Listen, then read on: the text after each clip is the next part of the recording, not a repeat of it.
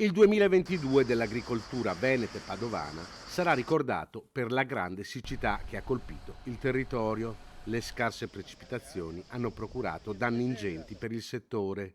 In provincia di Padova i danni si aggirano attorno ai 300 milioni di euro, 1 miliardo la stima per tutto il Veneto. Per questo al Ministero è stato istituito un fondo per ristorare gli agricoltori. È una misura che ha avuto purtroppo una gestazione lunga, una misura che prevede 200 milioni di euro sul piano nazionale per le regioni che hanno fatto richiesta di stato di crisi legata appunto di crisi idrica.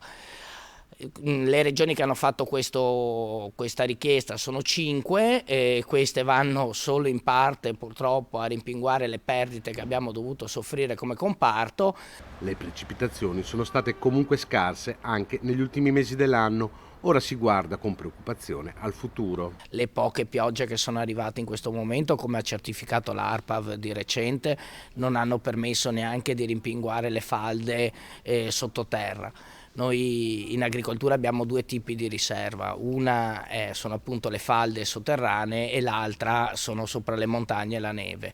Entrambi questi elementi purtroppo ad oggi non si sono ancora rigenerati perché le temperature altissime che stiamo vivendo nell'ultimo periodo, unite alle poche precipitazioni, compromettono comunque la ricarica di queste falde che ci serviranno poi in primavera-autunno. Come se non bastasse, il caldo anomalo di questo periodo minaccia le colture. Siamo assolutamente preoccupati per quanto riguarda la primavera-estate.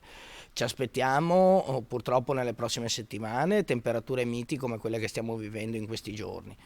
La mancanza di freddo intenso a cui eravamo abituati comporta due problemi fondamentali per quanto riguarda le colture. Da un lato la parte della proliferazione delle muffe e dall'altro lato la questione degli insetti che non moriranno se le temperature non andranno almeno per 4-5 giorni sotto zero.